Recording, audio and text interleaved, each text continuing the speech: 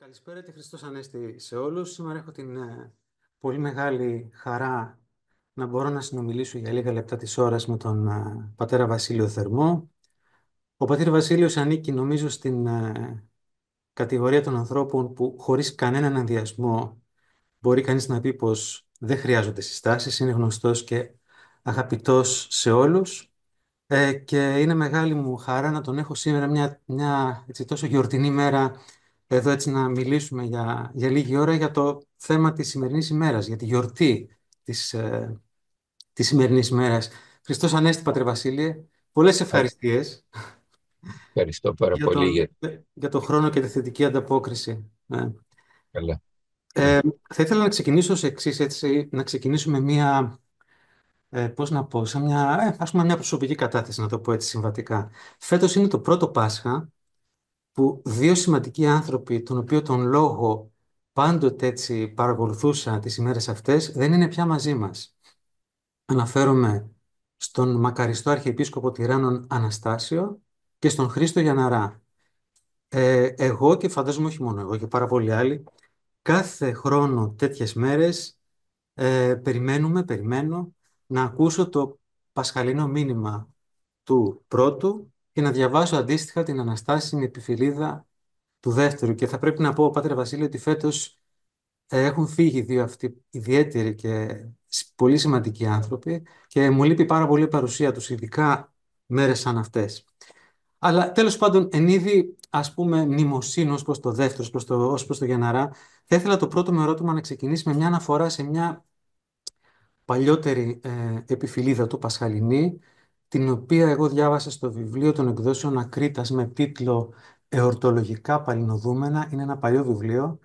Δεν το έχω τώρα πρόχειρο το βιβλίο, αλλά έχω βρει το συγκεκριμένο απόσπασμα από το οποίο και θα προκύψει η πρώτη μου ερώτηση και σας το διαβάζω. Γράφει λοιπόν εδώ. «Ανέστη Χριστός και νεκρός ουδής εν το μνήματι. Όμως εμείς πεθαίνουμε. Στα μνήματα έχουμε αποθέσει δικούς μας αγαπημένους. Και ο καθένας μας, όλοι μας, περιμένουμε τη σειρά μας. Το πιο σίγουρο από τα σίγουρα είναι ο επικείμενος θάνατός μας. Το αναπότρεπτο της επίγειας βιωτής μας σε κάποια στιγμή. Ίσως εγκύτατη, ίσως εγκύτερη, ίσως απότερη. Τι λοιπόν γιορτάζουμε μέσα στην πασχαλινή φωτοχυσία, εμείς οι ανέκλητα μελοθάνατοι? Ποια νίκη κατά πάνω στο θάνατο? Και νομίζω, Πάτερ Βασίλειο, ότι αυτό είναι ένα ερώτημα το οποίο βρίσκεται στα χείλη πολλών ανθρώπων.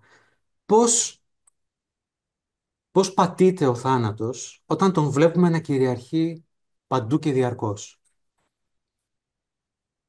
Ναι.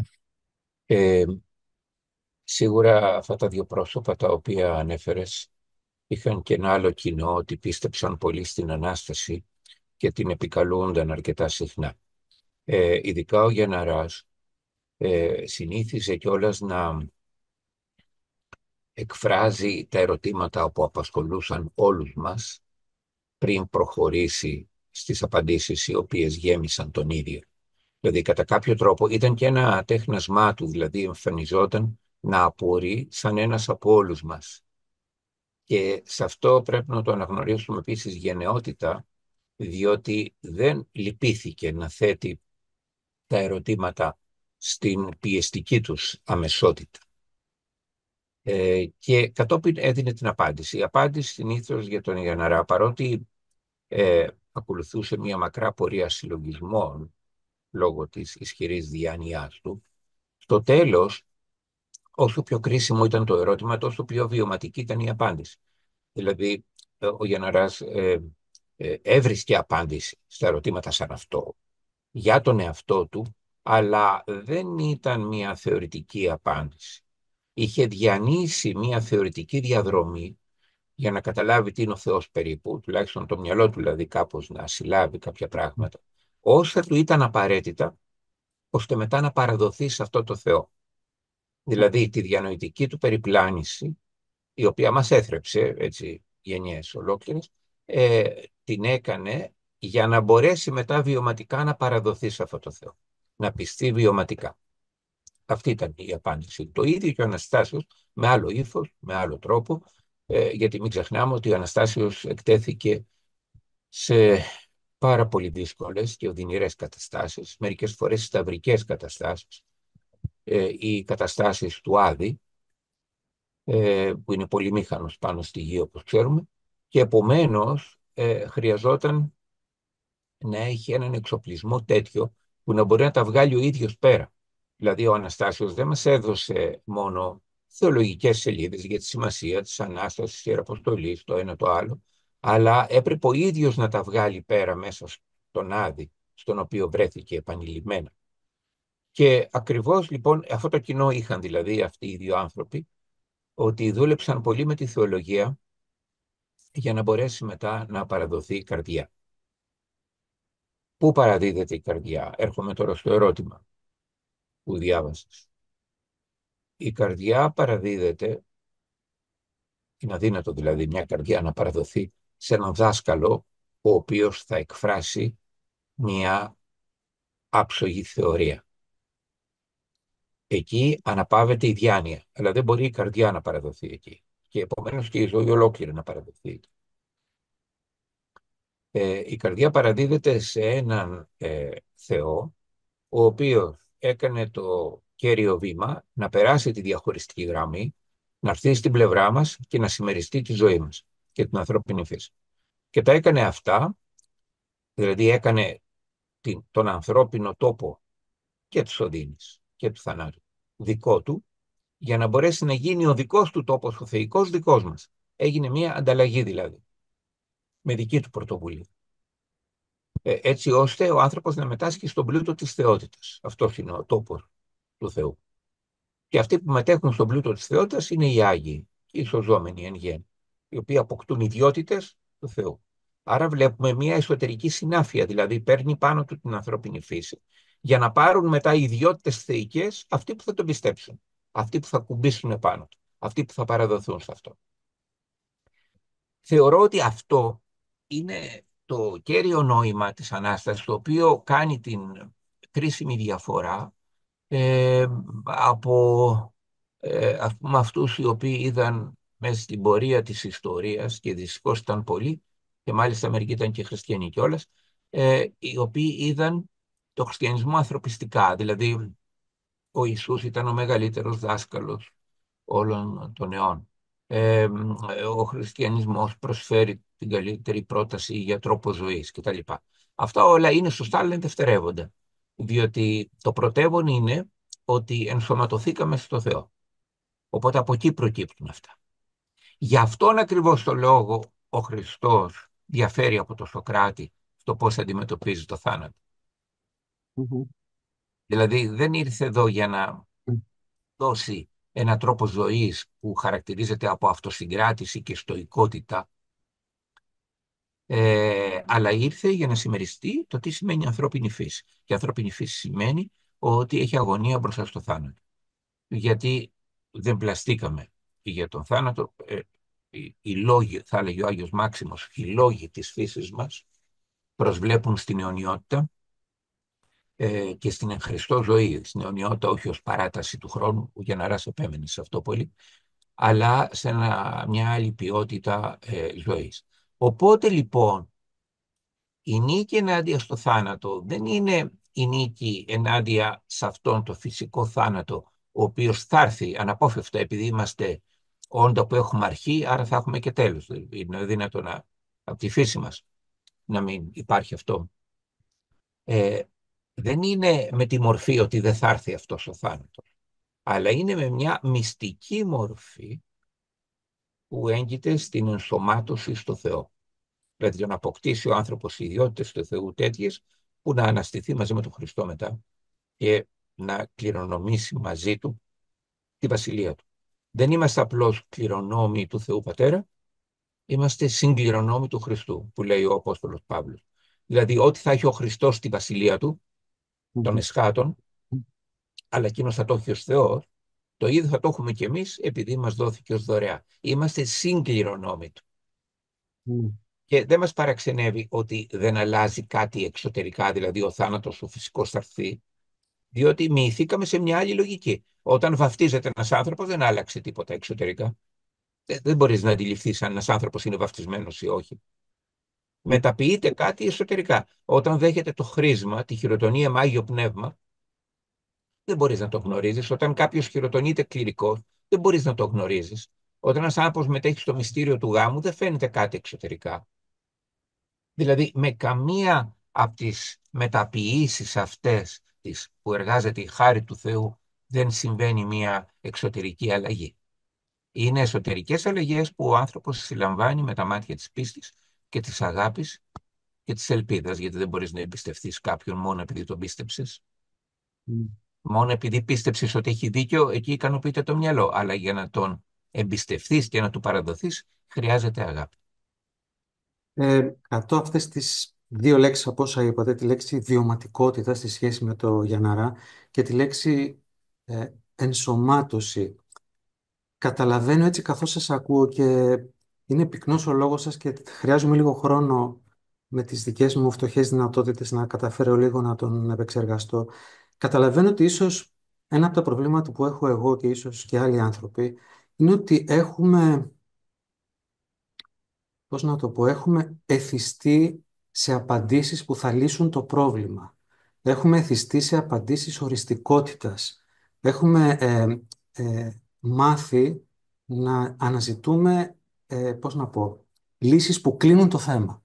Με την προοπτική όμως που το θέτετε και στο επίπεδο της βίωσης που είπατε και στο επίπεδο της ενσωμάτωσης που επαναλάβατε, που είπατε εν συνεχεία, καταλαβαίνω ότι η απάντηση στο ερώτημα του Γιανναρά «Τι γίνεται με μας, για ποια νίκη κατά του θανάτου μιλάμε όταν πεθαίνουμε», αφορά σε μια πορεία ζωής, έτσι, αφορά σε μια μαθητεία. Δεν ξέρω, το καταλαβαίνω καλά αυτό. Βοηθά σε κάτι αυτό που λέω. Πολύ σωστά. Δεν είναι κάτι το οποίο το διαπιστώνει κανείς σε ένα λεπτό που του έγινε μια έλαμψη και τελείωσε. Ακόμα και οι μεταστραφέντες, οι converts που μπαίνουν στην Ορθόδοξη Εκκλησία, άλλοι μπαίνουν σταδιακά, ας πούμε, και άλλοι είχαν μια πιο έντονη εμπειρία. Ακόμη και αυτοί που είχαν μια έντονη εμπειρία, περιγράφουν ότι κατόπιν είναι μια μακρά διαδικασία για να βιώσουν στην πράξη τι σημαίνει όλο αυτό και να μπορέσουν να συνεργήσουν και αυτοί στη μεταποίησή τους. Δηλαδή η μεταποίηση γίνεται από τη χάρη, αλλά πρέπει μετά ο άνθρωπος να συνεργήσει. Αν κρατήσουμε την πατερική διάκριση φύσεως και προσώπου, θα λέγαμε ότι αγιάστηκε πια η φύση μας με αυτά που έκανε ο Χριστός στη Θεία Οικονομία, ενανθρώπιση, γέννηση, σταύρωση, Ανάσταση, αγιάστηκε η φύση μας, αλλά πρέπει να αγιαστεί και το πρόσωπο. Πρέπει να αγιαστεί η υπόσταση του καθενός μας. Και αυτό έχει να κάνει με την προαίρεση, το πώς θα εργαστούμε. Είναι λοιπόν το θέμα πράγματι σύνθετο και δεν περιφρονούμε καθόλου την διανοητική εργασία. Είναι απολύτως απαραίτητη. Άλλωστε και η Εκκλησία από την πρώτη στιγμή οργάνωσε κατήχηση, εξηγούσε στους ανθρώπους την πίστη, απαντούσε σε απορίες, τα συστηματοποίησε όλα αυτά.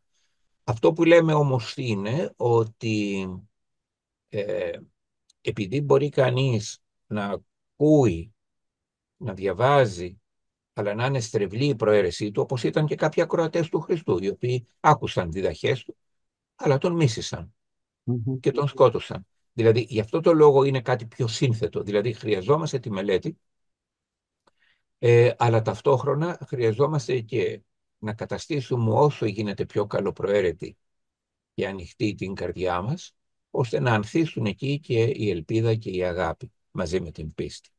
Μμ. Ε, Αυτό ίσως είναι και μια γέφυρα ως προς το δεύτερο ερώτημα που ήθελα να σας θέσω και στο οποίο έτσι θα ήθελα, αν είναι εύκολο, να μπορέσουμε να μιλήσουμε όσο πιο απλά και όσο πιο πρακτικά μπορούμε στον άνθρωπο που θα δει αυτή τη συζήτηση, ο οποίος ίσως δεν έχει τις θεολογικές προσλαμβάνουσες που έχουν κάποιοι άλλοι άνθρωποι. Και σκεφτόμουν το εξής: όλοι οι άνθρωποι, το ξέρετε αυτό εσείς καλύτερα ίσως από οποιονδήποτε και λόγω της ιατρικής σας ιδιότητας, κουβαλάμε τον πόνο μας, κουβαλάμε τις πληγές μας και τις σκέψεις μας ε, βαραίνουν διαρκώς τα προβλήματα αυτής της ζωής, οι αρρώστιες μας, οι έγνοιες μας, τα παιδιά μας, οι οικονομικές μας δυσκολίες, τα άγχη μας, τα ψυχολογικά μας θέματα που πραγματικά μας πληγώνουν καθημερινά. έχω κάποιες φορές την εντύπωση ότι μπαίνουμε στον πειρασμό και ίσως είναι ανθρώπινο αυτό, δηλαδή δεν το λέω για να το κατακρίνω, το λέω σαν μια παρατήρηση απλώς, ότι πολλές φορές βλέπουμε τις γιορτές σαν μια ευκαιρία για ένα διάλειμμα, για μια απόδραση, για μια ανάπαυλα σε σχέση με τα βάσανα της ζωής μας. Αυτά τα, πώς το λέει ο Ηλίτης, τα αμέτρητα, λέει, τα βάσανα στο ταβάνι, λέει κάπου.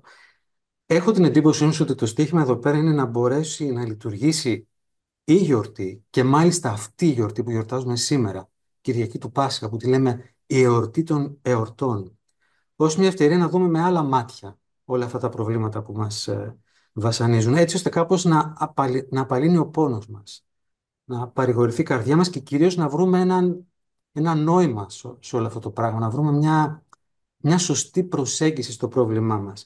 Επομένως, το ερώτημά μου είναι τι θα μπορούσαμε να πούμε σήμερα, σε όσο πιο απλή γλώσσα γίνεται, σήμερα η μέρα αναστάσιμη, στον άνθρωπο εκείνο που νιώθει το βάρος των δυσκολιών να τον συνθλίβει, στον άνθρωπο εκείνο που υποφέρει τούτη τη μέρα και θα μπορούσε να γυρίσει και να σας πει για μένα αυτή η μέρα δεν σημαίνει απολύτως τίποτα. Είμαι ως εδώ. Τι θα λέγαμε σε έναν τέτοιον άνθρωπο?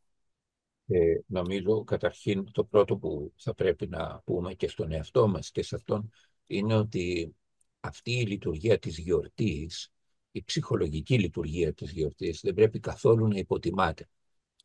Επειδή ακριβώς υπάρχουν γιορτές και μάλιστα επειδή στην Ελλάδα οργανώνουμε τις γιορτές μας, ας πούμε, με έναν άλλο τρόπο, βοηθάει και το κλίμα και η κουλτούρα μας σε σύγκριση με τους βόρειους κτλ. Επειδή λειτουργούν οι γιορτές και ψυχολογικά, γι' αυτό έχουμε λιγότερη κατάθλιψη. Είναι ξεκάθαρο αυτό. Δεν το υποτιμούμε καθόλου, γιατί επιτελούν ένα προληπτικό και ιαματικό χαρακτήρα, αλλά από ψυχολογικής πλευράς.